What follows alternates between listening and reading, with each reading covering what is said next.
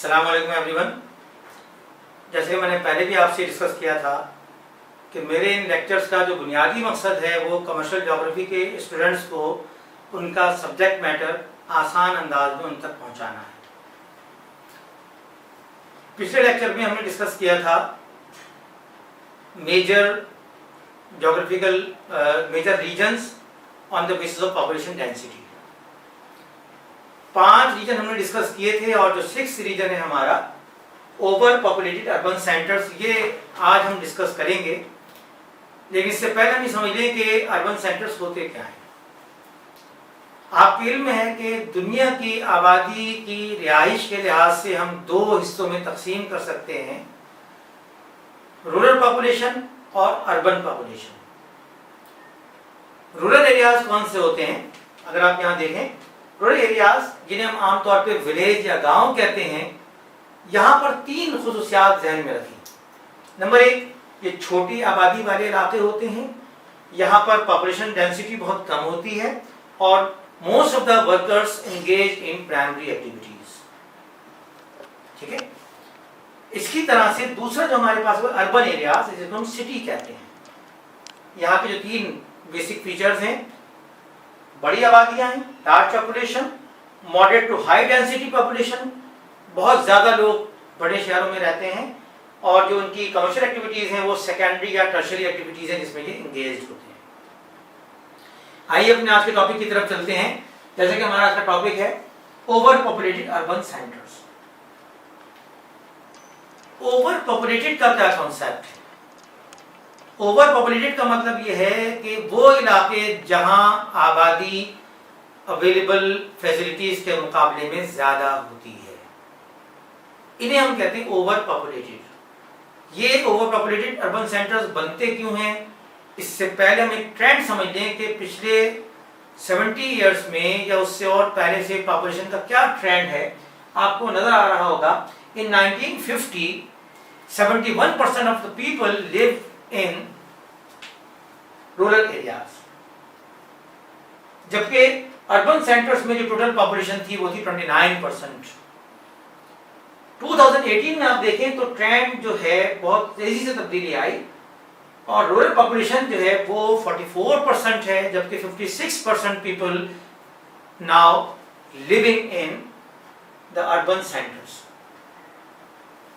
ये जो ट्रेंड है इसकी मुख्तलिफ वजूहात हैं। इन वजूहात से पहले आप 2 चीजें समझ लें कि जो बड़े शहर हैं दोनों तरह के शहर हैं। ये डेवलपिंग कंट्रीज में भी हैं और ये डेवलप्ड कंट्रीज में भी हैं। 2020 का जो डाटा है उसके मुताबिक 230 million people in 10 mega cities, 23 crore लोग सिर्फ 10 बड़े शहरों में रहते हैं। इन बड़े शहरों में से कुछ शहर हैं जो कि डेवलपिंग कंट्रीज के हैं, कुछ शहर हैं जो कि डेवलप्ड कंट्रीज के हैं। हम ही देखते हैं कि क्या वजूहात हैं जिनकी वजह से लोग बड़े शहरों में आना चाहते हैं या वहाँ आबादी बहुत ज़्यादा तेजी से बढ़ती है। Big cities of developing countries में मैंने 2 शहर सेलेक्ट किए हैं, फॉर एग्जाम्पल कराची और दिल्ली, और डेवलप्ड कंट्रीज में न्यूयॉर्क और टोक्यो। कराची हमारा अपना शहर है। आप आसानी से अंदाजा लगा सकते हैं कि कराची की आबादी के बढ़ने की वजूहात क्या है। आप ये समझ लें कि कराची का जो अपना पॉपुलेशन स्ट्रक्चर है उसके लिहाज से कराची 50 लाख 5 मिलियन लोगों का शहर है।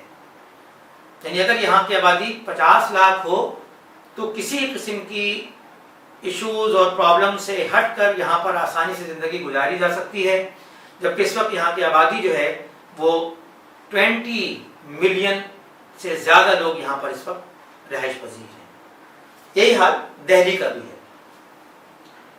कराची और दिल्ली में जो लोग आते हैं उनकी बुनियादी वजह क्या होती है? हम जानते हैं छोटे शहरों से, गांव से लोग कराची का रुख करते हैं। यही हाल दिल्ली का भी है।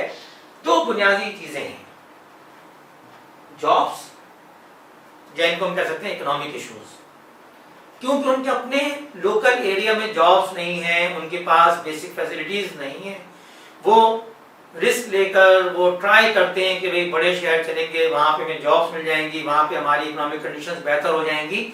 ये दो बुनियादी वजूहात हैं कि जिसकी वजह से लोग बड़े शहरों का रुख करते हैं डेवलपिंग कंट्रीज में। अब सवाल ये पैदा होता है कि फिर डेवलप्ड कंट्रीज में क्या वजह है जिसकी वजह से लोग आते हैं? क्योंकि कोई कंट्री डेवलप्ड है ही इसीलिए कि वहां पे किसी भी शख्स के पास, खा वो अर्बन एरिया में रहता हो या वो रूरल एरिया में रहता हो, छोटे शहर में, गांव में, उसके पास इकोनॉमिक इश्यूज नहीं है, उसको जॉब की प्रॉब्लम नहीं है, उसके पास बेसिक लाइफ की सारी अचीवमेंट्स, सारी सहूलियात मुहैया हैं। इन बड़े शहरों में ज्यादा आबादी होने की दो वजूहात हैं, हाई लाइफ और नाइट लाइफ। छोटे शहरों के रहने वाले, गांव के रहने वाले बेटर अपॉर्चुनिटीज के लिए, एडवांस लाइफ के लिए, टेक्निक्स के लिए, न्यू टेक्नोलॉजी के लिए वो बड़े शहरों का रुख करते हैं। और इसके अलावा एक और जो बड़ा चार्म है इन शहरों में वो है नाइट लाइफ। छोटे शहरों में क्योंकि आबादी कम होती है, रूरल एरिया में क्योंकि आबादी कम होती है, वहां पे रातें वीरान होती हैं, नाइट क्लब्स नहीं होते, कैसीनोज नहीं होते, मुख्तलिफ किस्म की और नाइट एक्टिविटीज नहीं होती, जिसकी वजह से वो इलाके नाइट लाइफ से महरूम होते हैं। जबकि बड़े शहरों में ये सारी सहूलियात बेहतरीन अंदाज में लेटेस्ट टेक्नोलॉजी के साथ अवेलेबल होती हैं, जिसकी वजह से लोग इन बड़े शहरों का रुख करते हैं। आबादी का जो ये तसव्वुर है, ये जो तसलसल है, ये सिलसिला मुस्तकिल आगे चल रहा है। और अगला जो हमारा टॉपिक है वो बहुत ही दिलचस्प टॉपिक है, वो है पॉपुलेशन ट्रांजिशन मॉडल कि इंडस्ट्रियल रेवोल्यूशन के बाद किस तरह से ग्रेजुअली मुख्तलिफ ममालिक में ये जो आबादी का ट्रेंड था वो चेंज होता चला गया और आज मुख्तलिफ ममालिक मुख्तलिफ तरीके से आबादी के मसाइल का शिकार है। बहुत शुक्रिया, नेक्स्ट लेक्चर में जल्दी मुलाकात।